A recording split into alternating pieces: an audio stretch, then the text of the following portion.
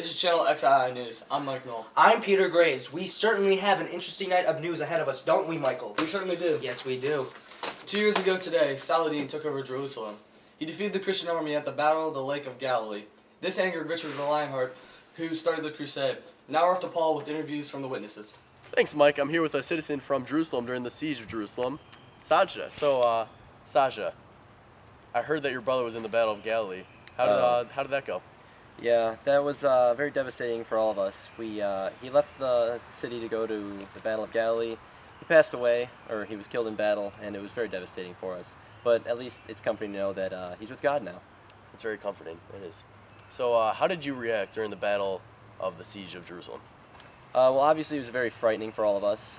We were very scared. There were suddenly heretics jumping over the walls into our houses, and Saladin commanded his armies. Balain defended the city well, but unfortunately he could not defend against those armies. Mm-hmm. So, what did you and your family do? Well, after hiding in our houses and stuff, we once Saladin took the city, we decided that we wanted to leave, but we had to pay a ransom to leave. So, but now we're here in England after paying that. So now that Richard the Lionheart started the Third Crusade, how do you think that will turn out? Well, I know that Richard will win. We have God on our side, and I know that we'll win this crusade. All right, thank you. Back to you, Mike. Thank you, Paul. Now over to Tom with a soldier from Richard's army. Thanks, Peter. I'm here with Andrew, and you're in the army, correct? That's right, I'm a captain of King Richard Lionheart's army. And what was your reaction to him starting the Third Crusade?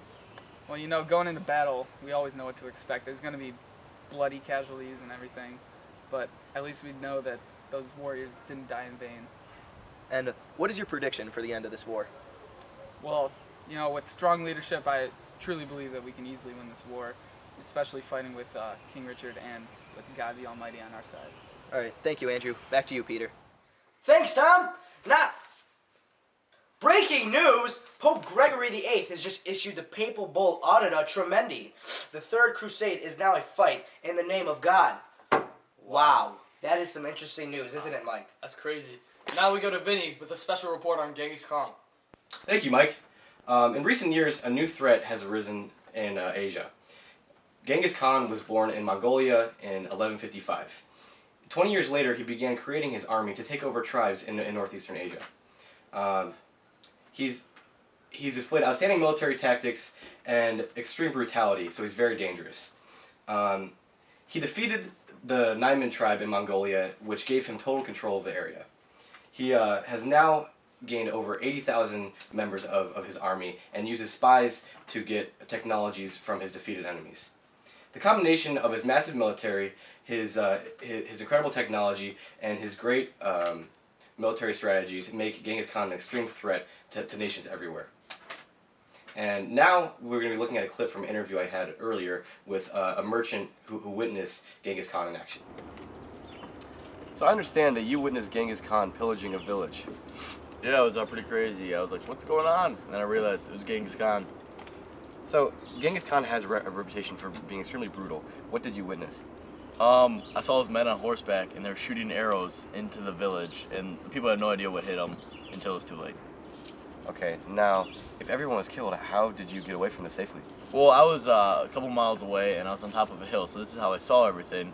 They didn't see me, though, so I just went over the hill, and I was perfectly fine. Okay.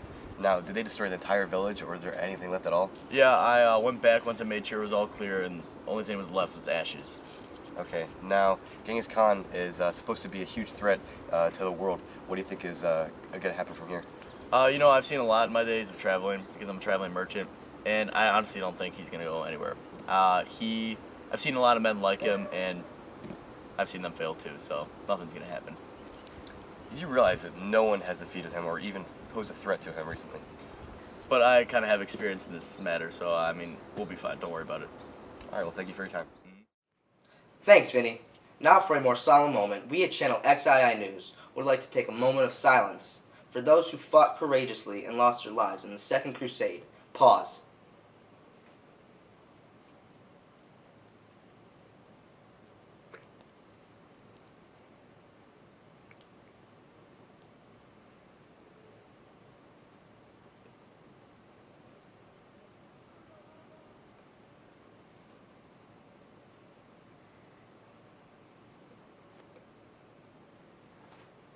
Thank you. Now we're going to go to Tom, who is at the scene of the Third Lateran Council. Thanks, guys. I'm here just outside the Third Lateran Council and the 11th Ecumenical Council. It was called by Pope Alexander III, and already over 1,000 people are in attendance, including every bishop. So many important changes have been made, and I have a few inscribed right here. Firstly, to stop any further papal schisms, the College of Cardinals will now elect the Pope with a 2/3 majority. Secondly, the people will no longer have to pay for funeral services, marriage services, or the administration of sacraments. And thirdly, the clergy is no longer allowed to have sex. Well, that's just a few changes so far, and we can expect many more to come. Thanks, guys. Back to you. Thanks, Tom! Now, to Paul Dreyer with the newest innovation of life. Let's see what it's all about. All right, thanks, guys. I'm here at one of the first universities ever created in the whole world, Oxford. Oxford has many opportunities for students. They can be educated, they can just learn in their own skill, like a guild or something like that, and just tons of opportunities. Why don't you walk with me and let's see if we can find some students to talk to them. Here's two right now. Barbara, what? Hey guys, I was just wondering if you can tell me a little bit about Oxford. Yeah, sure. I mean, it's probably one of the best decisions I've ever made in my life. Yeah, absolutely. The people are great, the campus is beautiful, the teachers and everybody. I couldn't ask for anything better. Where do you think you would be today if you weren't at Oxford? Honestly, just probably like keeping up with my parents' business, selling some stuff. I really don't know. Are you happy that you guys went to Oxford? I'm Absolutely. extremely happy. I don't know. I'm blessed. I really am. Can you guys take me for a little tour? Of course. All right, let's go on a tour.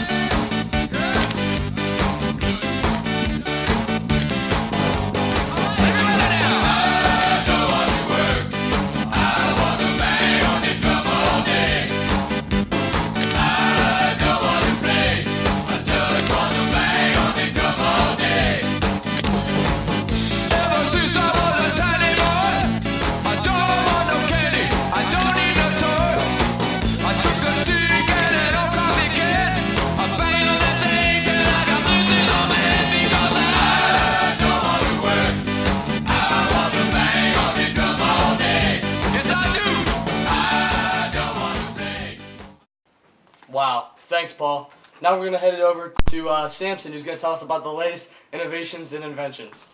Thanks, Mike. As you all know, the compass was introduced to West Europe in 1187, and no one really knew what to do with it until, luckily, Alexander Neckin wrote the De Utensilibus in 1190, in which he wrote about how mariners can use compasses for navigational purposes. Thank you, Alexander Neckin. Also, you may be noticing I'm sporting some clothing buttons here. It was an idea imported from the Near East, and instead of sewing our sleeves open and closed in the mornings and nights, we can now use these stylish buttons, so thank you, Near East. And finally, the blast furnace was invented in Switzerland and Germany thanks to the knowledge of Cistercian monks. So now more iron can be produced because of the higher temperatures, and the byproduct slag can be used as fertilizer. Back to you, Mike. From Channel XII News, I'm Mike Knoll. I'm Peter Graves. And we wish you guys a good weekend. Stay classy, Papal States.